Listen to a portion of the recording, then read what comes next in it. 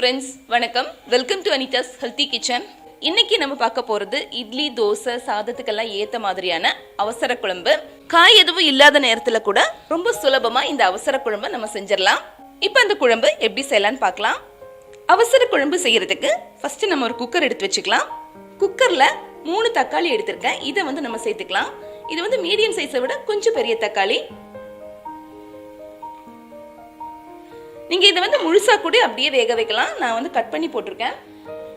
இதுல கொஞ்சமா தண்ணி விட்டுட்டு ஒரு விசில் வச்சு எடுக்கலாம்.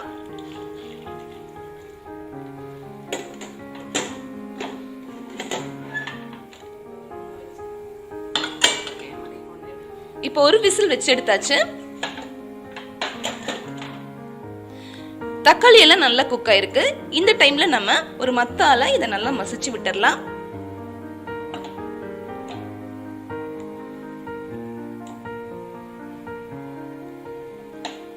இதை இந்த மாதிரி மசிச்சு விட்டாலே போதும். நம்ம மிக்சியில எல்லாம் போட தேவையில்லை.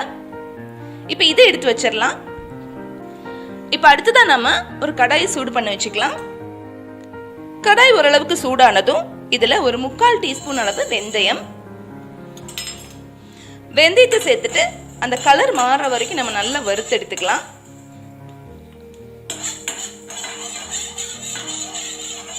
வெந்தயம் நல்லா இந்த மாதிரி பொரிஞ்சு கலர் எல்லாம் மாறினதுக்கு அப்புறமா இதை எடுத்து வச்சிடலாம்.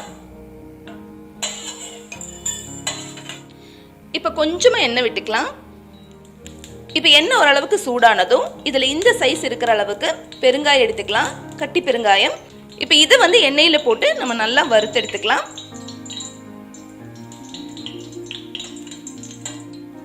பெருங்காயம் நல்லா ஃப்ரை ஆனதும் நம்ம அதையும் எடுத்து வச்சிடலாம். இப்போ இது ரெண்டும் நல்லா சூடானதுக்கு அப்புறமா நம்ம ஒரு மிக்ஸி ஜார்ல போட்டு பொடிச்சிட்டு எடுத்து வச்சுக்கணும். இப்போ ஒரு கடாய் வச்சுட்டு கடாய் சூடானதும் அதுல கொஞ்சமா எண்ணெய் விட்டுக்கலாம். இப்போ எண்ணெய் நல்லா சூடானதும் இதுல ஒரு 1/2 டீஸ்பூன் கடுகு சேர்த்துக்கலாம். கடுகு நல்லா வெடிச்சதும் இதுல கொஞ்சமா கருவேப்பிலை சேர்த்துக்கலாம். இது கூடவே பாத்தீங்கன்னா ஒரு 3 பச்சை மிளகாய் எடுத்திருக்கேன், அதையும் சேர்த்துக்கலாம்.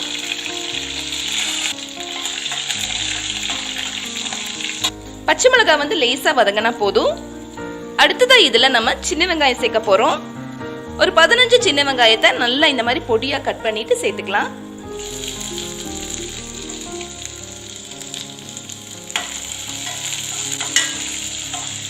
இந்த குழம்புக்கு பாத்தீங்கன்னா சின்ன வெங்காயம் சேர்க்கும் போது நல்லா டேஸ்டியா இருக்கும். வெங்காயம் ஓரளவுக்கு வதங்கினா போதும். இந்த அளவுக்கு வதங்கி வந்ததுக்கு அப்புறமா நம்ம இதுல ஒரு 1/4 டீஸ்பூன் மஞ்சள் தூளை சேர்த்துக்கலாம்.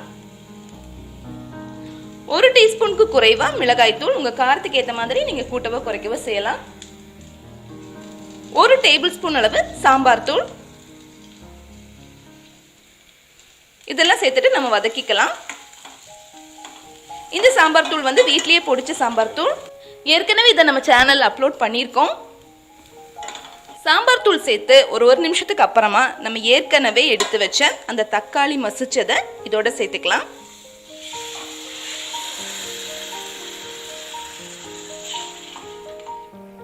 தக்காளி சேர்த்து நல்லா கொதி வந்ததுக்கு அப்புறமா இதுல தேங்காய் விழுது சேர்க்க போறோம்.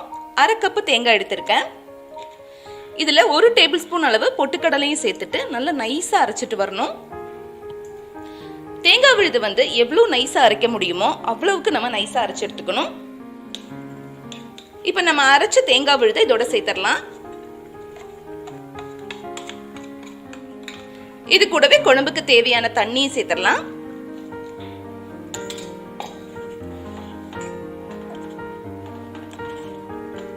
பொட்டுக்கடலை சேர்த்திருக்கிறதுனால குழம்பு நல்லா திக்காகும் உங்களுக்கு. அதுக்கு ஏத்த மாதிரி நீங்க தண்ணி சேர்த்துக்கங்க. இப்ப அடுத்துதான் குழம்புக்கு தேவையான உப்பையும் சேர்த்துடலாம்.